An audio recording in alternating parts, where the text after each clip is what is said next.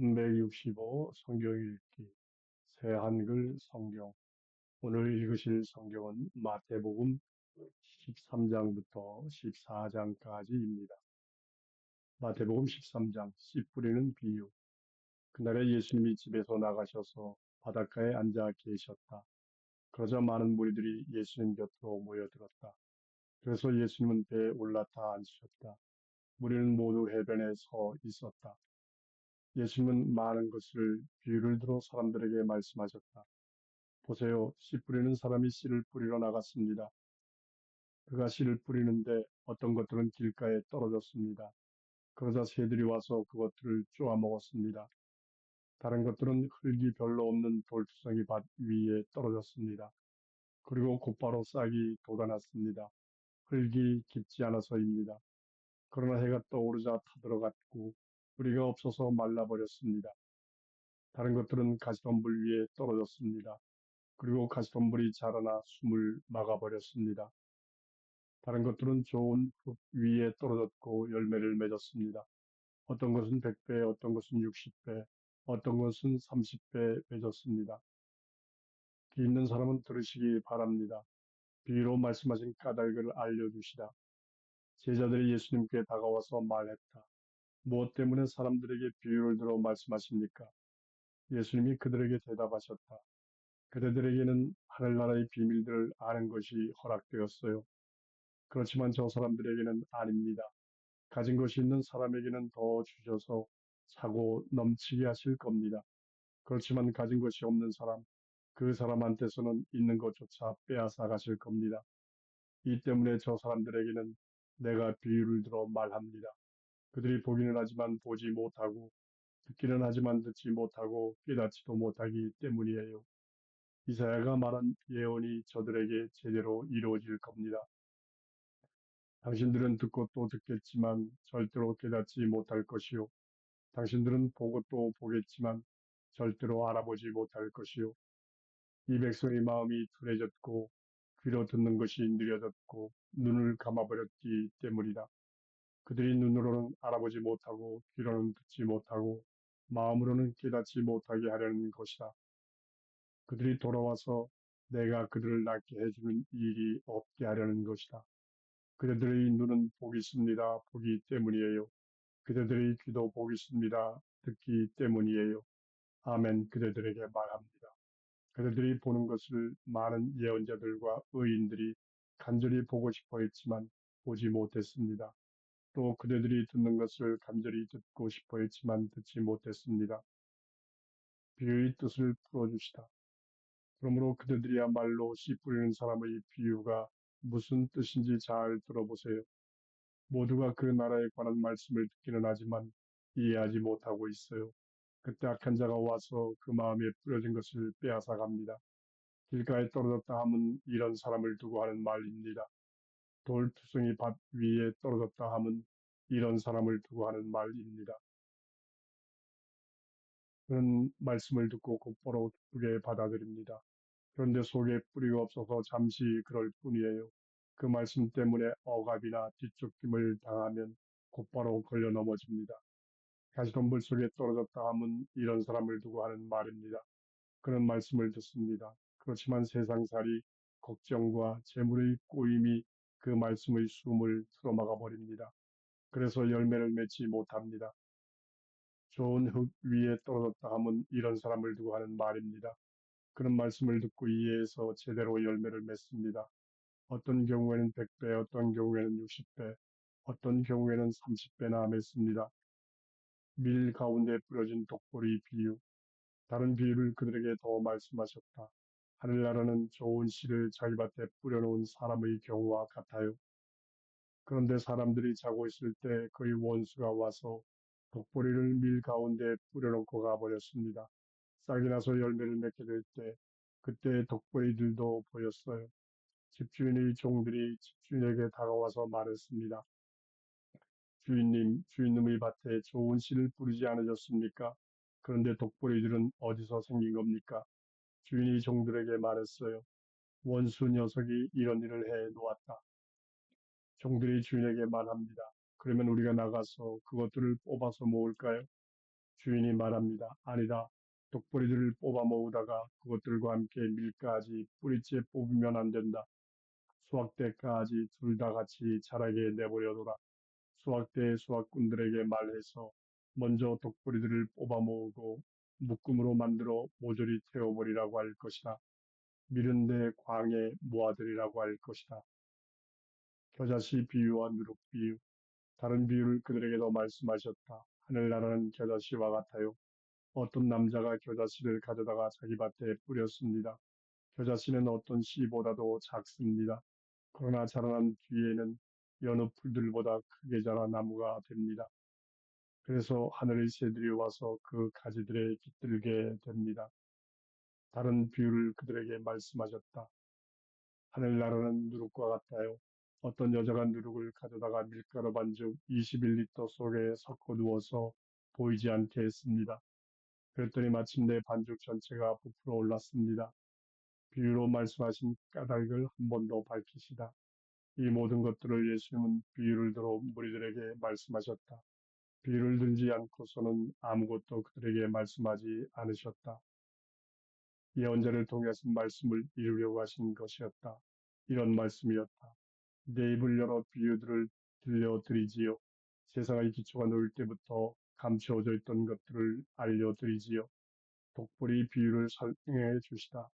그때 예수님이 무리들을 남겨두고 집으로 가셨다. 그러자 제자들이 예수님께 다가와 말씀드렸다. 밭의 독보리 비유를 저희에게 쉽게 설명해 주세요. 예수님이 대답하셨다. 좋은 씨를 뿌리는 사람은 인자를 말합니다. 밭은 세상을 말합니다. 좋은 씨는 이 사람들, 곧 그 나라의 아들딸들을 말합니다. 독보리는 악의 아들딸들을 말합니다. 독보리를 뿌려놓은 원수는 마귀를 말합니다. 수학은 세대의 끝을 말합니다. 수학꾼들은 천사들을 말합니다. 그러므로 독보리가 한데 뽑혀 모조리 불에 태워지듯이 세상이 끝날 때에도 그럴 것입니다. 인자가 자기 천사들을 보낼 겁니다. 그리고 걸려 넘어지게 하는 모든 것들과 불법을 저지르는 사람들을 천사들이 그의 나라에서 뽑아 모을 겁니다. 그러고는 그들을 불구덩이에 던져 넣을 것입니다. 거기서 그들은 울부짖으며 이를 갈 것입니다. 그때 정의로운 사람들은 자기들의 아버지 나라에서 해처럼 환히 빛날 것입니다. 귀 있는 사람은 들으시기 바랍니다. 세 가지 비유. 하늘나라는 밭에 감춰져 있는 보물과 같습니다. 어떤 사람이 그 보물을 발견하고는 그대로 감추어 두었어요. 그러고는 기뻐하며 가서 가진 것을 모두 다 팔아 그 밭을 삽니다. 또 하늘나라는 좋은 진주들을 찾고 있는 상인의 경우와도 같아요. 값나가는 진주 하나를 발견하고 가서 가진 것을 모두 다 팔아서 그 진주를 샀습니다. 또 하늘나라는 바다에 던져져 온갖 종류의 물고기를 모아들이는 그물의 경우와 같아요. 그물이 가득 찼을 때 사람들이 그물을 해변으로 끌어올렸습니다. 그리고 앉아서 좋은 것들은 골라 모아서 그릇에 담고 형편없는 것들은 바깥에 버렸어요. 세대 끝에도 그럴 겁니다. 천사들이 나가서 정의로운 사람들 가운데서 악한 사람들을 따로 추려낼 겁니다. 그러고는 그들을 불구덩이에 던져 넣을 것입니다. 거기서 그들은 울부짖으며 이를 갈 것입니다. 하늘나라의 제자가 된 율법학자의 비유. 그대들은 이것들을 다 이해했나요? 그들이 예수님께 이해하고 대답한다. 예수님이 그들에게 말씀하셨다. 이런 까닭에 하늘나라의 제자가 된 율법학자마다 집주인과 같아요. 그런 자기 창고에서 새 것과 옛 것을 꺼내놓습니다. 고향에서 환영받지 못하시다. 예수님이 이런 비유들을 끝마치셨을 때 거기서 떠나가셨다. 그리고 자기 고향 마을로 가셔서 그들의 회당에서 사람들을 가르치고 계셨다. 사람들이 몹시 놀라 말했다. 이 사람은 어디서 이런 지혜와 놀라운 능력을 얻게 된 거지? 이 사람 목수 아들이잖아. 어머니는 마리아라고들 하지 않나? 그의 형제들은 야고보와 요셉과 시몬과 유다가 아닌가? 그의 누이들이 모두 우리 곁에 있잖아. 도대체 이 사람이 어디서 이런 모든 것을 얻게 된 거지? 이렇게 예수님 때문에 사람들이 걸려 넘어지고 있었다. 그러자 예수님이 그들에게 말씀하셨다. 예언자가 존중받지 못하는 경우가 없습니다. 고향과 자기 집에서 말고는요. 그리고 거기서는 능력을 내보이는 놀라운 일들을 많이 하지 않으셨다. 고향 사람들이 믿지 않아서였다. 마태복음 14장 세례자 요한이 목숨을 잃다. 그러던 때 갈릴리아의 통치자인 헤롯이 예수님의 소문을 들었다. 헤롯이 자기가 부리는 사람들에게 말했다. 이 사람은 세례자 요한이야. 바로 그가 죽은 사람들 가운데서 일으킴받아 살아났어. 이런 까닭에 그가 능력을 내보이는 놀라운 일들을 하는 거야. 사실은 헤롯이 요한을 붙잡아다가 그를 묶어서 감옥에 가두어 두었던 것이다. 자기 형제 필립의 아내 헤로디아와 관련된 일 때문이었다. 요한이 헤롯에게 그 여자를 차지하는 것은 해서는 안 되는 일이오 하고 거듭거듭 말했기 때문이다. 헤롯은 요한을 죽이고 싶었지만 무리를 두려워했다. 그들이 요한을 예언자로 여기고 있었기 때문이다. 그런데 헤롯의 생일이 되었을 때 헤로디아의 딸이 한가운데서 춤을 추었고 헤롯을 기분 좋게 해 주었다. 그런 까닭에 헤롯은 소녀가 해달라고 하는 것은 무엇이든 해주겠다고 소녀에게 맹세했다. 소녀는 어머니가 시키는 대로 여기 쟁반에 세례자 요한의 머리를 담아 저에게 주세요 하고 말했다. 고민스러웠지만 헤롯 임금은 잔치상 둘레 함께 기대앉은 손님들 앞에서 한 맹세 때문에 그렇게 해주라고 명령했다. 그러고는 사람을 보내어 감옥에 갇힌 요한의 목을 베게 했다. 그 머리가 쟁반에 담겨왔고 소녀에게 건네졌다. 소녀는 어머니에게 가져갔다. 요한의 제자들이 찾아와서 죽음을 거두어 장례를 치렀다. 그러고는 가서 예수님께 그 소식을 알렸다.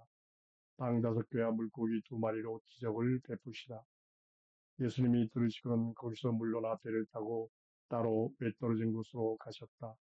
물들이 듣고서 여러 도시로부터 뭇길로 예수님을 따라갔다. 예수님은 배에서 내려서 큰 무리를 보시고 그들 때문에 가슴 아파하셨다. 그래서 그들 가운데 아픈 사람들을 고쳐주셨다. 저녁이 되었을 때 제자들이 예수님께 다가와서 말씀드렸다. 이곳이 외떨어진 곳인데다가 저녁 시간도 이미 지났습니다. 무리들을 흩어 보내시지요. 여러 마을로 나아가서 저마다 먹을 거리를 살 수 있게 하시지요. 그러자 예수님은 제자들에게 말씀하셨다. 그들이 나갈 필요는 없어요. 그대들이 주세요. 그들에게 먹을 것을 그대들이요. 그러자 제자들이 예수님께 말씀드린다.